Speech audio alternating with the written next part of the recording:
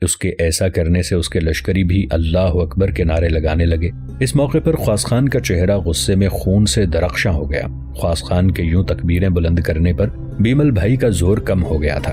پھر عجیب سی قید و تدبیر اور احتیاط سے کام لیتے ہوئے اپنے مخصوص اشاروں کے ذریعے خواص خان نے اپنے لشکر کو سمیٹا۔ پھر ستم و عتاب کی آمد کے مژدے اور تصورات کے گرداب کی طرح وہ فوراً اپنے دائیں ہاتھ مڑا۔ پھر اس نے خواہشوں کی مسافتوں کو سمیٹتے دریا کے خروش اور اضطراب، رات کے سرو تابوت میں ذائچوں کی بجھارتوں پر موت کی رات بکھیرتی اور جسموں کی دہلیز پر موت کی دستک دیتی مشیت کی سزا و جزا کی طرح برجنگ کے لشکر پر حملہ کر دیا۔ خواص خان کا یہ حملہ ایسا ہولناک، ایسا اچانک اور ایسا طوفانی تھا کہ برجنگ اس حملے کو برداشت نہ کر سکا اور فوراً پسپا ہوتا ہوا وہ بیمل بھائی سے جا ملا۔ اس طرح خواص خان نے برجنگ اور بیمل بھائی دونوں جرنیلوں کو سامنے اکٹھا کر لیا۔ اب وہ دونوں کو یکجا کر کے ان پر موت کی ضربیں لگانے کا تہیہ کر چکا تھا۔ بیمل بھائی اور برجنگ دونوں اپنے لشکر کو یکجا کرنے کے بعد ابھی سنبھل بھی نہ سکے تھے کہ خواص خان نے اپنی پوری طاقت، اپنی پوری قوت سے ان دونوں پر حملہ کر دیا۔ خواص خان کے اس نئے حملے میں رتھوں کی گڑگڑاہٹ جیسی خوفزدگی، ہاتھیوں کے قدموں کی دھمک، الفاظ کے طلسم جیسی تازگی، نغموں کی جلترنگ سی شادابی اور راتوں کے رازدار چاند جیسا اسرار اور زمان و مکان سے ماورہ جذبوں جیسی رفت تھی۔ خواص خان کے یوں حملہ آور ہونے پر میدان ہونکتے جنگل گونگی منطق کی سی صورت اختیار کر گیا تھا۔ مقدر کی نحوست، بدشگونی مہریں ثبت کرنے لگی تھی۔ خواص خان اور اس کے لشکری بڑی تیزی کے ساتھ دیمک کی طرح دشمن کے لشکر کو چاٹتے اور چنگھاڑتی برہنہ بجلیوں کی طرح نزول کرتے ہوئے ان کی تعداد کو کم کر رہے تھے۔ جودھ پور سے باہر کھلے میدانوں میں کافی دیر تک ہولناک جنگ ہوئی۔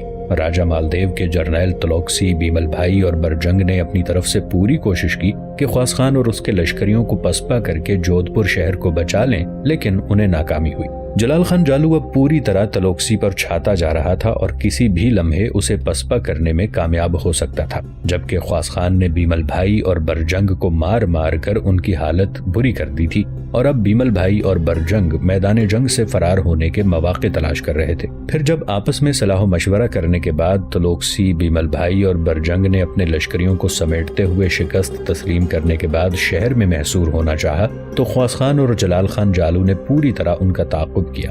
اس تعاقب میں تلوکسی جلال خان جالو کے ہاتھوں مارا گیا، جبکہ بیمل بھائی اور برجنگ دونوں خواص خان کی تلوار کا شکار ہو گئے۔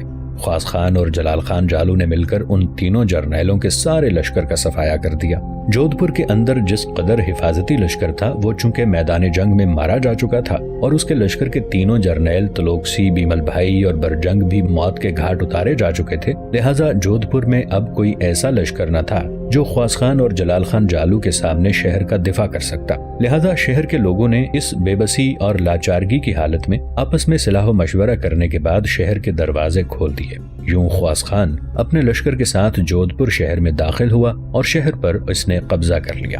خواص خان نے چند روز تک جودھ پور شہر میں قیام کر کے وہاں کے نظم و نسق کو اپنے مزاج کے مطابق درست کیا۔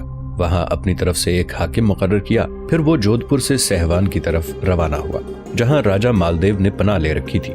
جودھ پور کے لشکریوں کا خیال تھا کہ جب جودھ پور شہر سے باہر نکل کر وہ خواص خان کے ساتھ ٹکرائیں گے تو سیوان سے نکل کر راجہ مالدیو خواص خان کی پشت کی طرف سے حملہ آور ہوگا۔ اس طرح اس دو طرفہ حملے سے خواص خان کو مار بھگانے میں کامیاب ہو جائیں گے، لیکن انہیں مایوسی رہی۔ راجہ مالدیو خود سیوان ہی میں مقیم رہا، جبکہ جودھ پور کے لشکر کو بدترین شکست دے کر خواص خان نے جودھ پور پر قبضہ کر لیا تھا۔ راجہ مالدیو خواص خان کی شجاعت، اس کی سرفروشی کو خوب جانتا تھا، لہٰذا اس نے جودھ پور سے باہر خواص خان سے ٹکرانے کا خطرہ مول نہیں لیا اور اپنے لشکر کے ساتھ وہ سیوان میں ہی مقیم رہا۔ ادھر خواص خان چند روز تک جودھ پور میں قیام کرنے کے بعد اپنے لشکر کے ساتھ نکلا اور سیوان کی طرف روانہ ہوا۔ سیوان کی اپنی روانگی سے پہلے اس نے جاسوس بھی آگے پھیلا دیے تاکہ وہ دور دور پھیل کر دشمن سے متعلق بروقت اسے اطلاعات فراہم کریں۔ سیوان میں راجہ مالدیو کو بھی خبر ہو گئی تھی کہ شیر شاہ سوری کا سپہ سالار اعلیٰ خواص خان جودھ پور سے نکل کر اب اس کی سرکوبی کے لیے سیوان کی طرف روانہ ہو چکا ہے۔ یہ خبر سننے کے بعد خواص خان کو روکنے اور اسے پسپا کرنے کے لیے راجہ مالدیو نے ایک قدم اٹھایا۔ وہ اس طرح کے ایک لشکر اس نے سیوان سے روانہ کیا۔ اس لشکر کے سالار رامداس، دلپت اور گوکل تھے۔ پھر اس نے گوکھند کی طرف قاصد بھجوائے اور گوکھند میں جو اس کا سالار اعلیٰ تھا اور جس کا نام روپسی بانٹی تھا، اسے حکم دیا کہ وہ بھی گوکھند سے ایک لشکر تیار کرے اور خواص خان کی راہ روکے۔ पोखरन में राजा मालदेव के जर्नैल रोपसी भाई ने अपने साथ जर्नैल बेनी दास के साथ मिलकर एक बहुत बड़ा लश्कर तैयार कर लिया ताकि ख्वास खान की राह रोकी जाए। इसी तरह राजा मालदेव ने फुलोदी शहर की तरफ भी अपने कासिद भिजवाए। फुलोदी शहर में जो राजा मालदेव का सालारे आला धना भाई था, उसे भी राजा मालदेव ने लश्कर तैयार करके ख्वास खान की राह रोकने का हुक्म दिया। इस तरह फुलोदी शहर से धना भाई ने बहुत बड़ा लश्कर तैयार कर दिया। अब फुलोदी के हाकिम धना भाई ने पोखरन में जमा होने वाले 5 जर्नैलों से सलाह मशवरा किया। ये 5 जर्नैल रोपसी भाई, बेनीदास, रामदास, दलपत और गोकुल थे। सब में सलाह मशवरा करने के बाद ये तय पाया कि धना भाई अपने लश्कर के साथ फुलोदी शहर से बाहर कयाम करे, जबकि रोपसी भाई बेनीदास, रामदास, दलपत और गोकुल पोखरन शहर के बाहर अपने लश्कर के साथ कयाम करें और जब ख्वास खान वहां से गुजरे तो रात की तारीकी में दोनों तरफ से उस पर हमला कर दें। ये एक बेहतरीन तरीक़े जंग था जो इन सारे जर्नैलों ने तरतीब दिया था, इसलिए कि जोधपुर की तरफ से सैवान की तरफ जाते हुए जिस शाहराह को ख्वास खान ने इस्तेमाल करना था वो फुलोदी और गोखंड शहर के बीच में से होकर गुजरती थी। लिहाजा अब ये फैसला हो चुका था कि फुलोदी की जानिब से धना भाई और गोखंड की तरफ से बाकी 5 जो जर्नैल ख्वास खान पर हमलावर होकर उसे शिकस्त देते हुए उसका खात्मा करने की कोशिश करेंगे। उधर राजा मालदेव के सारे जर्नैल आपस में मिलकर ख्वास खान के खिलाफ एक घात और जाल तैयार कर चुके थे। उधर ख्वास खान को भी ये सारी खबरें उसके जासूस पहुंचा चुके थे।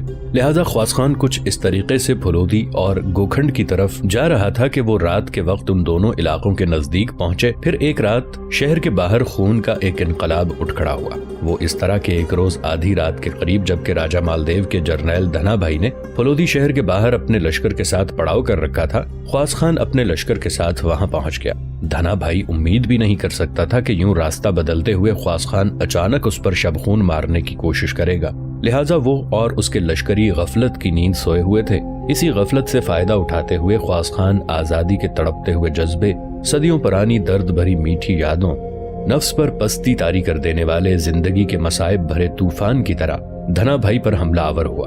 देखते ही देखते ख्वास खान रात की तारीकी में धना भाई और उसके लश्करियों पर बदनसीबी के सायों, अंधेरी रात की परछाइयों, शबो रोज की गर्दिशों, सरमाई उमंगों की अलमनाक सिसकियों की तरह छाना शुरू हो गया। फिर लम्हों के अंदर अपने शबखून को कामयाब करते हुए धना भाई और उसके लश्करियों की हालत ख्वास खान ने जिल्लत व पस्ती के कफन और ख्वाबों की हकीकत जैसी बना के रख दी। रात की तारीकी में धना भाई को ख्वास खान के हाथों बदतरीन शिकस्त हुई और शिकस्त उठाने के बाद धना अपने बचे कुचे लश्कर के साथ फुलोदी शहर की तरफ भागा।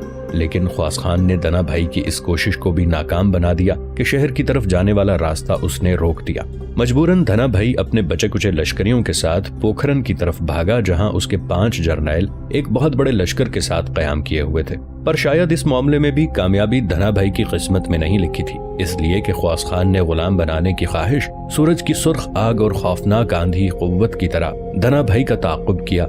इस ताक़ुब के दौरान ख्वास खान ने न सिर्फ ये कि धना भाई के सारे लश्कर का खात्मा कर दिया, बल्कि धना भाई को भी उसने मौत के घाट उतार दिया था। इस तरह शबखून मारते हुए ख्वास खान ने फुलोदी शहर के बाहर धना भाई के लश्कर का मुकम्मल तौर पर खात्मा कर दिया और किसी को कानो कान खबर तक न होने दी। फुलोदी से बाहर धना भाई और उसके लश्करियों का मुकम्मल तौर पर खात्मा करने के बाद ख्वास खान जलाल खान जालू के साथ अपने लश्करियों को लेकर पोखरन की तरफ रवाना हुआ। उसके जासूस उसकी रहनुमाई कर रहे थे। पोखरन के बाहर राजा मालदेव के 5 बड़े बड़े जर्नैल एक लश्कर को लिए घात में बैठे थे, ताकि जब फुलोदी और पोखरन के दरमियान ख्वास खान अपने लश्कर के साथ गुजरे तो उस पर हमला कर दे। लेकिन वो नहीं जानते थे कि ख्वास खान ने अचानक रास्ता बदलकर धना भाई पर हमला करके उसका खात्मा कर दिया है। रात की तारीकी में ख्वास खान घटाटोप अंधेरे में रोशनी की एक अनमोल किरण, उमूदी चढ़ाई से गिरती शोर मचाती आबशार और दर्रे से निकलकर बल खाते रास्तों के खोज और तजस्सुस की तरह पोखरन की तरफ बढ़ा। खैमों को भस्म कर देने वाले किसी कीमियागर के अज़्मो इस्तिक़लाल की तरह वो अपने लश्कर के साथ पोखरन के करीब आया। फिर उन 5 जर्नैलों के मुत्तहिदा लश्कर पर ख्वास खान और जलाल खान जालू ने तस्वीरों के नक़ूश मिटाते अनासिर की गज़बनाकी, दीवारों की अजमत और शान, मट्टी में मिला देने वाली हौलनाक इब्तला और जोरो जुल्म की जंजीरें काट देने वाले अबदियत की रस्म की तरह हमला कर दिया। रात के पिछले पहर में ख्वास खान का ये शबखून ऐसा ही जोरदार, अचानक और जबरदस्त था जैसा उसने फुलोदी के बाहर धना भाई के लश्कर पर मारा था। पोखरन के बाहर भी रात की तारीकी में हौलनाक जंग हुई। इस जंग में बारी बारी राजा मालदेव के 5 जर्नैल यानी रोपसी भट्ट, बेनीदास, रामदास, दलपत और गोकल خواص خان اور جلال خان جالو کے ہاتھوں مارے گئے۔ ساتھ ہی ان دونوں نے ان 5 جرنیلوں کے سارے لشکر کا بھی قلعہ کر دیا۔ یوں پھلودی اور پوکھرن میں راجہ مالدیو کے سارے جرنیلوں اور ان کے لشکروں کا خاتمہ کرنے کے بعد خواص خان اور جلال خان جالو بڑی تیزی سے سیوان کی طرف بڑھے، جہاں راجہ مالدیو نے قیام کر رکھا تھا۔ راجہ مالدیو کو جب خبر ہوئی کہ خواص خان نے اچانک پھلودی اور پوکھرن پر شب خون مار کر سارے لشکریوں اور جرنیلوں کا صفایا کر دیا ہے تو وہ بدحواس ہو کے رہ گیا۔ خواص خان کا اس پر ایسا روب، دبدبا اور خوف طاری ہو گیا کہ وہ باہر نکل کر خواص خان کا مقابلہ کرنے کی بجائے سیوان سے اپنے لشکر کو لے کر بھاگ نکلا۔ اس کے بھاگنے کی خبر خواص خان کو بھی ہو چکی تھی، لہٰذا وہ بڑی تیزی سے آگے بڑھا اور بغیر کسی مزاحمت اور وقت کے اس نے سیوان شہر پر قبضہ کر لیا۔ دوسری جانب شیر شاہ سوری اپنے حصے کے آدھے لشکر کے ساتھ سامیل سے روانہ ہوا تھا۔ راستے میں سوجت اور پالی شہر پر بغیر کسی مزاحمت کے قبضہ ہوتا ہوا شیر شاہ سوری اجمیر پہنچ گیا۔ اجمیر کا قلعہ کافی مستحکم اور پائیدار تھا، جس کی حفاظت کے لیے وہاں کافی فوج اور نفری موجود تھی۔ قلعے کا کماندار شنکر بھائی نام کا ایک راجپوت تھا، جو راجپوتوں میں انتہائی بڑا سورما اور جنگجو سردار خیال کیا جاتا تھا۔ شیر شاہ سوری کو بھی سیوان پر حملہ آور ہوتے ہوئے خبر ہو گئی تھی کہ خواص خان نے مالدیو کو وہاں سے مار بھگایا ہے۔ ادھر سیوان سے بھاگتے ہوئے راجہ مالدیو کو خبر ہوئی کہ شیر شاہ سوری نے اجمیر کا محاصرہ کر رکھا ہے، لہٰذا اس نے یہ تہیہ کیا کہ رات کے وقت وہ شیر شاہ سوری پر شبخون مارے گا، اس طرح اسے اجمیر شہر پر سے محاصرہ اٹھانے پر مجبور کر دے گا اور خود اپنے حصے کے لشکر کے ساتھ اجمیر میں محصور شیر شاہ سوری کا مقابلہ کرے گا۔ راجہ مالدیو کے ان ارادوں کی خبر شیر شاہ سوری کے جاسوس بھی شیر شاہ سوری کو پہنچا چکے تھے، لہٰذا جو لشکر شیر شاہ سوری کے پاس تھا اسے اس نے مزید 2 حصوں میں تقسیم کیا۔ ایک حصہ اس نے اپنے بیٹے عادل خان کی سرکردگی میں دیا اور اسے اجمیر شہر کا محاصرہ جاری رکھنے کا حکم دیا، جبکہ لشکر کے دوسرے آدھے حصے کے ساتھ شیر شاہ سوری راجہ مالدیو کی سرکوبی کے لیے روانہ ہو گیا۔ راجہ مالدیو کی خوش قسمتی کہ جس وقت شیر شاہ سوری اس کی طرف پیش قدمی کر رہا تھا، سروہی سے اس کا ماموں دیورا چوہان بھی ایک بہت بڑے لشکر کے ساتھ اس کی مدد کے لیے پہنچ گیا۔ دونوں ماموں بھانجوں نے مل کر آپس میں صلاح مشورہ کیا۔ اس کے بعد جس شاہراہ پر شیر شاہ سوری ان کی طرف پیش قدمی کر رہا تھا، اس شاہراہ سے 4 میل پیچھے ہٹ کر طے یہ پایا کہ جب شیر شاہ سوری اس شاہراہ پر سے گزرے گا تو ایک طرف سے راجہ مالدیو کا ماموں دیورا چوہان شیر شاہ پر ٹوٹ پڑے گا اور دوسری سمت سے خود راجہ مالدیو حملہ آور ہو، اس طرح شیر شاہ سوری کو بچ کر نہ جانے دیا جائے۔ ادھر شیر شاہ سوری بھی بڑا دانشمند، بڑا محتاط حکمران تھا۔ اس کے جاسوس چاروں طرف پھیلے ہوئے تھے اور اس کے جاسوسوں نے خبر کر دی تھی کہ جس شاہراہ پر شیر شاہ سوری سفر کر رہا ہے، چند میل آگے دیورا چوہان اور مالدیو گھات لگائے بیٹھے ہیں۔ شیر شاہ سوری نے احتیاط برتتے ہوئے کچھ اس طرح سفر کیا کہ وہ رات کے وقت اس جگہ پہنچا جہاں دونوں ماموں بھانجوں نے گھات لگائی ہوئی تھی۔ پھر شاہراہ کے قریب ہی شیر شاہ سوری نے اپنے لشکر کا ایک حصہ گھات میں بٹھا دیا، جبکہ خود وہ غم انگیز تباہی نزول کی طرح آگے بڑھا۔ پھر اس نے رات کی تاریکی میں پودوں کو ویران کر دینے والے طوفان، خشونت آمیز بجلیوں کی کڑک، خوشبختی کو بدبختی میں بدل دینے والی ظلمت کی پرچھائیوں کی طرح راجہ مالدیو کے ماموں پر حملہ کیا۔ جواب میں دیورا چوہان بھی سیاہ دل بخیل کی طوفانی طاقتوں، موذی کینہ فطرت انسان کی قوت قاہرہ کی طرح شیر شاہ پر ٹوٹ پڑا۔ پر شیر شاہ کا مقابلہ کرنا اتنا آسان نہ تھا۔ تھوڑی ہی دیر کی جنگ کے بعد شیر شاہ سوری نے دیورا چوہان کے لشکر کی حالت دھسی ہوئی صحرائی ندی کے گدلے پانی کی خشک ہوتی ہوئی دھار جیسی، خراب و یاس انگیز اور بھیڑ کی کھال کی پرانی پوستین جیسی افسردہ کرنی شروع کر دی تھی۔ ادھر راجہ مالدیو کو بھی خبر ہو گئی تھی کہ شیر شاہ سوری نے اس کے ماموں دیورا چوہان پر حملہ کر دیا ہے، لہٰذا وہ بھی اپنے لشکر کے ساتھ بڑی تیزی سے شیر شاہ سوری کی پشت پر حملہ آور ہونے کے لیے بڑھا۔ جو ہی وہ شاہراہ کے قریب آیا، چھوٹا سا وہ لشکر جو شیر شاہ سوری نے شاہراہ کے قریب گھات میں بٹھایا ہوا تھا، وہ ریگستانی بیابانوں کے غول، بیابان اور سمندر کی ہیجانی کیفیت کی طرح حرکت میں آیا اور راجہ مالدیو کے لشکر پر اس نے موت کے تلاطم خیز طوفانوں کی طرح پیچ و تاب کھاتے بھنور، خیالی قلعوں کو مسمار کر دینے والی خوفناک زہریلی آوازوں کی طرح حملہ کر دیا۔ شیر شاہ کے لشکر کا یہ حصہ چونکہ تعداد میں بہت تھوڑا اور کم تھا، لہٰذا اس نے راجہ مالدیو کے لشکر کے ساتھ جم کر مقابلہ نہیں کیا اور ادھر ادھر ہٹتا ہوا وہ کبھی چھپتا، کبھی شب خون مارتا۔ اس طرح رات کے وقت اس نے شاہراہ کے کنارے راجہ مالدیو کو روک کر ایک طرح سے اسے اپنے ساتھ جنگ میں مصروف کر لیا تھا۔ یہی اس کا منشا اور مدعا تھا اور وہ لشکر کا حصہ چاہتا تھا کہ راجہ مالدیو شیر شاہ سوری پر حملہ آور نہ ہو سکے۔ اتنی دیر تک شیر شاہ سوری نے راجہ مالدیو کے ماموں دیورا چوہان اور پورے لشکر کا خاتمہ کر دیا، اور پھر جس وقت صبح ہوتے ہی شیر شاہ سوری نے خشمناک فطرت، ریت کے بگولوں اور طوفان بدوش خزاں کی طرح راجہ مالدیو کے لشکر کی پشت کی طرف سے حملہ کیا، اس وقت راجہ مالدیو شیر شاہ سوری کے چھوٹے لشکر کا تعاقب کر رہا تھا۔ لمحوں کے اندر شیر شاہ سوری نے راجہ مالدیو کے لشکر کا تعاقب کر کے اسے اجڑی اجڑی منزل، ویران ویران نگر، لہو لہو شہر میں تبدیل کرنا شروع کر دیا۔ شیر شاہ سوری کا وہ چھوٹا سا لشکر جو راجہ مالدیو کے آگے بھاگا تھا، اسے جب خبر ہوئی کہ پشت کی جانب سے راجہ مالدیو پر شیر شاہ سوری نے بذات خود حملہ کر دیا ہے اور شیر شاہ سوری نے راجہ مالدیو کے ماموں دیورا چوہان اور اس کے لشکر کا پوری طرح خاتمہ کر دیا ہے، تو پھر اس لشکر کے ولولے بھی انتہائی عظیم ہو گئے۔ پھر وہ لشکر مڑا اور سامنے کی طرف سے اس نے راجہ مالدیو پر خوفناک حملہ کر دیا۔ راجہ مالدیو زیادہ دیر تک اس دو طرفہ حملے کو برداشت نہ کر سکا، لہٰذا وہ میدان جنگ سے بھاگ کر قریب ہی آبو کی پہاڑیوں میں جا کر پناہ گزین ہوا تھا۔ شیر شاہ سوری نے راجہ مالدیو کے ماموں دیورا چوہان کے پڑاؤ پر قبضہ کرنے کے بعد آبو کی پہاڑیوں کا رخ کیا۔ یہاں بھی اس نے راجہ مالدیو پر خوفناک حملے کرنے شروع کر دیے۔ راجہ مالدیو نے جب اندازہ لگا لیا کہ اب شیر شاہ سوری کے حملوں کے سامنے پہاڑیوں میں چھپے رہنا اس کے لیے انتہائی خطرناک ثابت ہوگا، تو وہ اپنی اس کمینگاہ سے بھی نکل بھاگا۔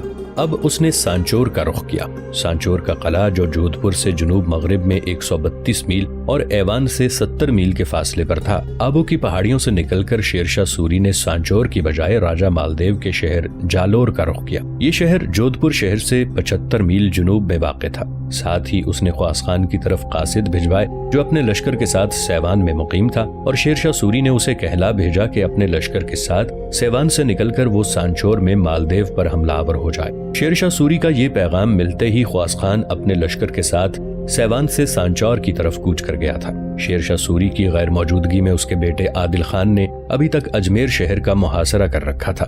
جب شیر شاہ سوری مالدیو اور اس کے ماموں دیورا چوہان سے نمٹنے کے لیے اجمیر سے چلا گیا، تب اجمیر میں جو راجہ مالدیو کا بہترین سالار اور جرنیل تھا جس کا نام شنکر بھائی تھا، اس کے حوصلے کچھ بڑھ گئے کہ وہ عادل خان پر حملہ آور ہو کر اسے شکست دے سکتا ہے۔ شنکر بھائی نے یہ بھی خیال کیا کہ شیر شاہ سوری کا بیٹا عادل خان اس کی طرح جنگ کا تجربہ اور مہارت نہیں رکھتا ہوگا، لہٰذا اگر وہ اجمیر شہر سے باہر نکل کر عادل خان پر حملہ آور ہو اور اسے شکست دے کر بھگا دے، تو اس طرح راجہ مالدیو کے وہ لشکری جو شیر شاہ سوری کے حملوں کی وجہ سے دل شکستہ اور ادھر ادھر بھاگ رہے ہیں، ان کے حوصلے کسی قدر بلند ہوں گے اور وہ ایک جگہ جم کر شیر شاہ سوری سے جنگ کرنے کے لیے اجمیر کا رخ کریں گے۔ اس خیال کے تحت عادل خان پر شبخون مارنے کے لیے شنکر بھائی خزاں ریت میں کالے کوسوں کی پرہول رات کی طرح اجمیر شہر کے قلعے سے نکلا، پھر خوفناک خاموشی میں الاؤ کی دہکتی آگ اور بے لگام گھمنڈ کی طرح شیر شاہ سوری کے بیٹے عادل خان پر اس نے حملہ کر دیا۔ عادل خان ایک دلیر، دبنگ اور شجاع انسان تھا۔ وہ کسی بھی لمحے شنکر بھائی کے غیر متوقع حملے کی امید رکھتا تھا، لہٰذا اس نے شنکر بھائی کے اس اچانک حملے کو کسی شعلے برساتے سانڈ کی طرح روک دیا۔ پھر عادل خان نے طوفانی افریت، طاقت و جبروت کی اداس رت اور بے کنار صحرا کے سرابوں کی طرح شنکر بھائی پر جوابی حملے کرنا شروع کر دیے۔ تھوڑی دیر تک اجمیر شہر سے باہر کھلے میدانوں میں شور جاں فروشاں بلند ہوتا رہا، ہتھیار سلاسل کی طرح بجتے رہے، جنگجو لہو سے سجتے رہے، آنکھوں کی برہمیاں، چہروں کی بیزاریاں لہو لہو خون خون ہوتی چلی گئیں۔ کافی دیر تک گھمسان کا رن پڑا، یہاں تک کہ عادل خان نے شنکر بھائی کو بدترین شکست دی۔